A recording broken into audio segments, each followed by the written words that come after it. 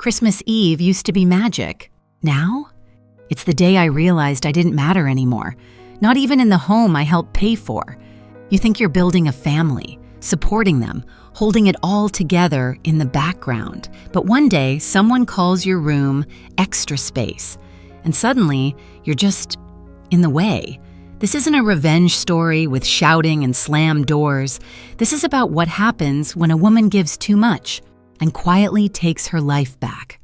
My name's Patricia Monroe. I'm 66 years old. Used to be a nurse for over 30 years, good at it too.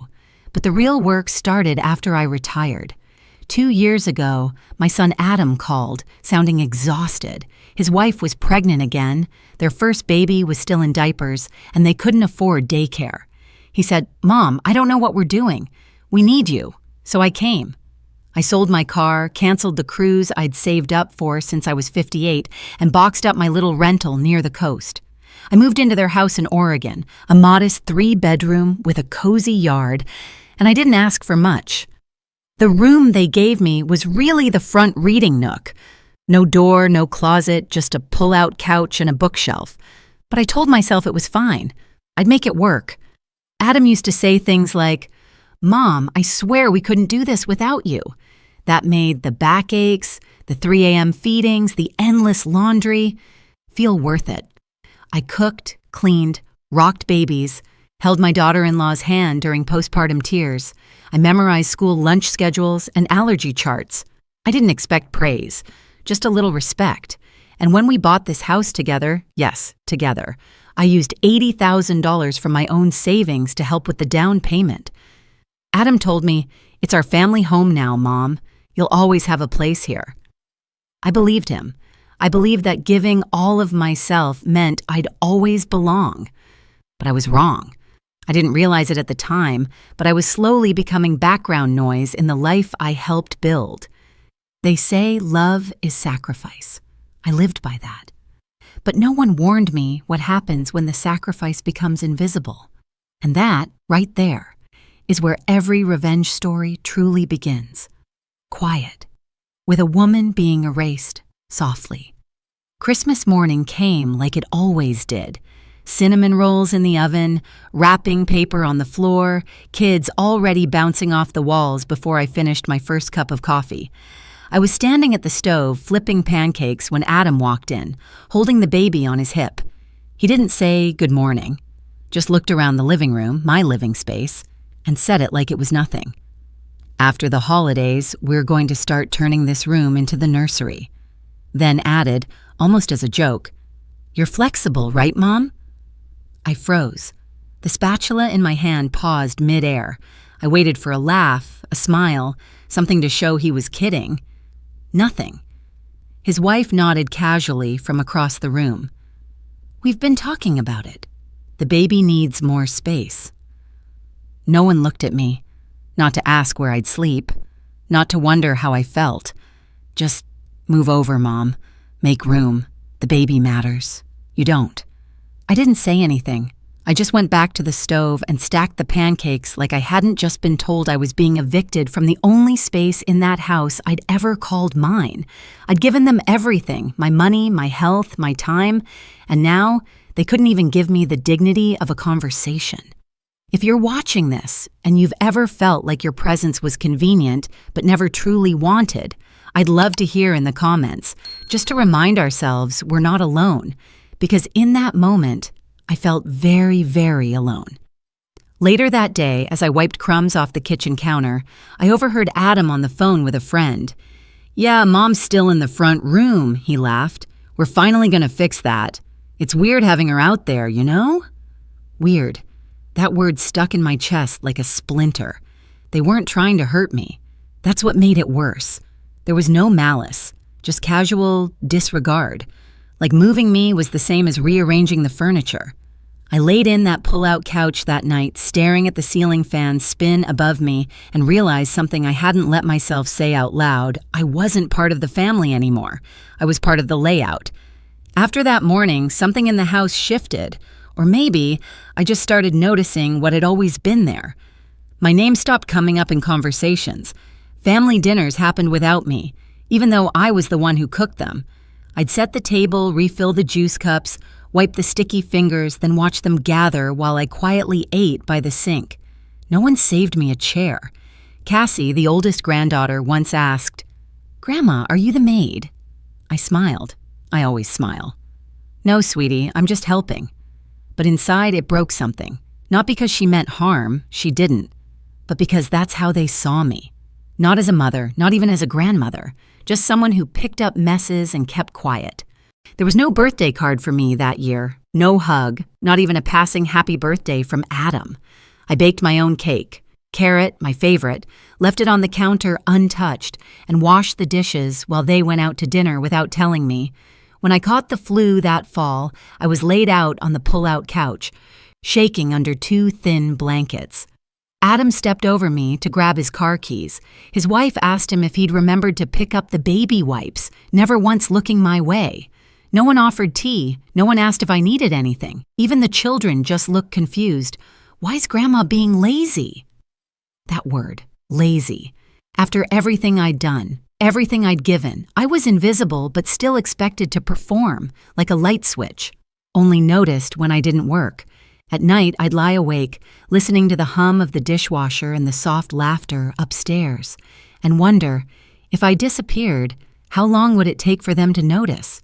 I told myself it was just a rough patch, that they were tired, that love was still there, just buried. But what I called patience was really denial, and what I called family was starting to feel like a contract I hadn't agreed to sign. You don't wake up one day and feel erased. You fade, slowly, silently, until one day you're standing in the kitchen holding a tray of cookies and realize you're not even in the picture anymore. It happened by accident. I wasn't snooping. I was cleaning, like always. I was dusting the hallway cabinet where Adam kept bills and papers. One of the drawers stuck a little, so I gave it a tug, and that's when I saw it. A manila envelope, labeled Updated Deed. I shouldn't have looked.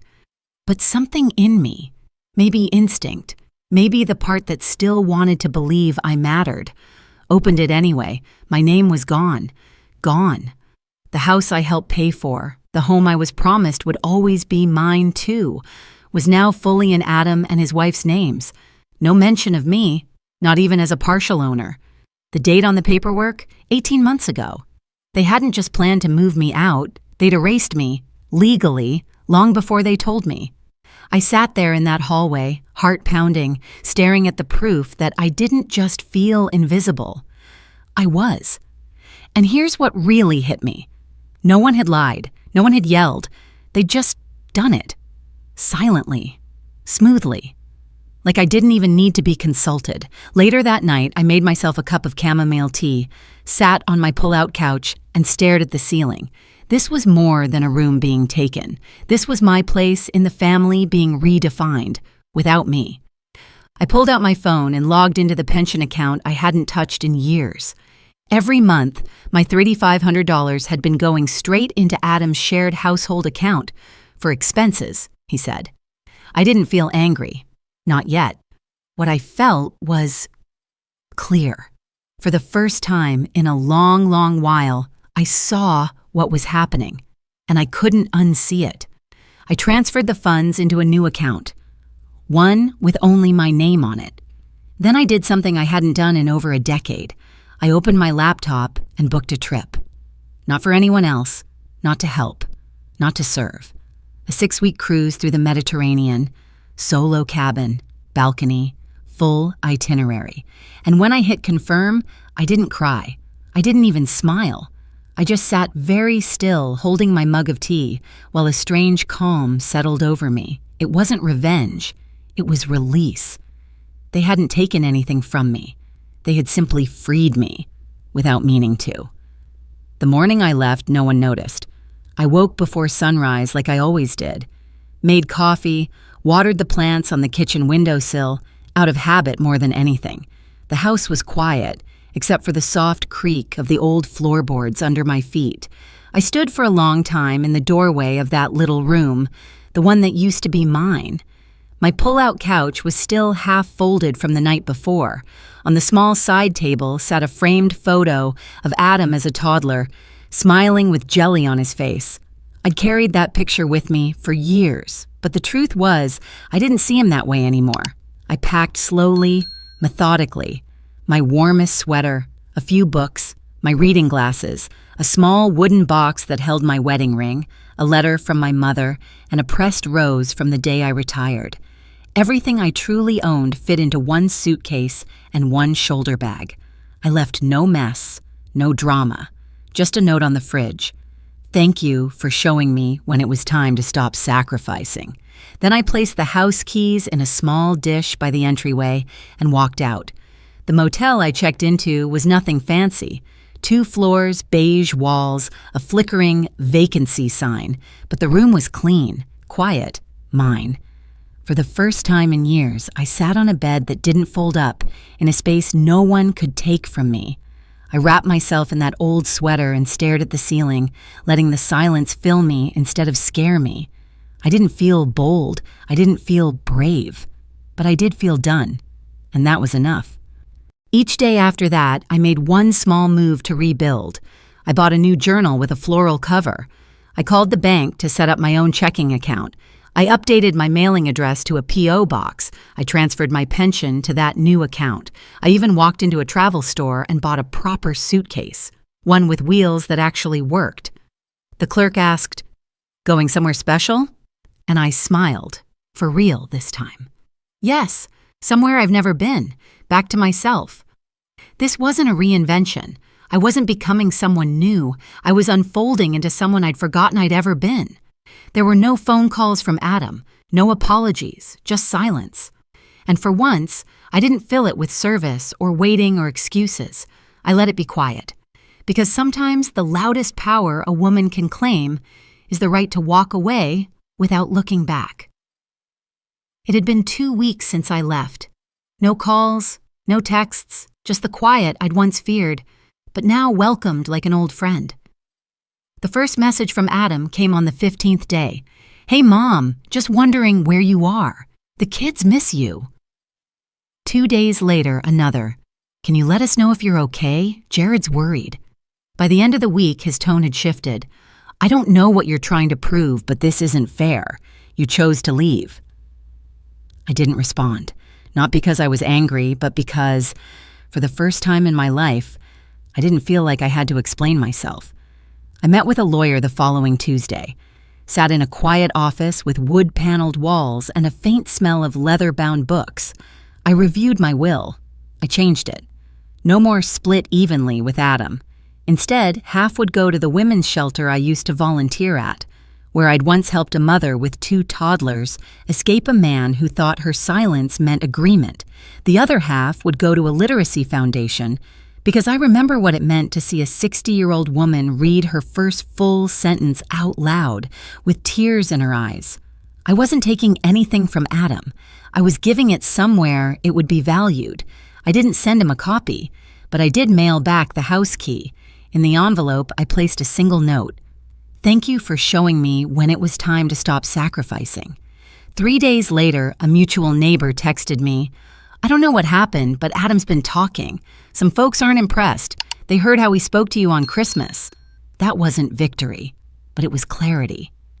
I moved into a small rental unit near the coast, a place with sea air and silence, and a tiny garden where I could plant something just for myself. I joined a book club, started journaling again. I learned to make dinner for one without feeling like I needed to prove my usefulness. Adam did call eventually. We spoke. I didn't yell, I didn't cry. I told him the truth. He said, "I didn't realize." I said, "That's the problem." And I hung up. Now some days I sit by the window with tea in hand, watching the wind move through the trees. There's no noise, no chaos, just breath, just peace. And you know what? That's enough. If you've ever quietly walked away from something that was breaking you, I'd love to hear your story. You're not dramatic. You're not selfish. You're just finally choosing you. And that's not weakness. It's wisdom.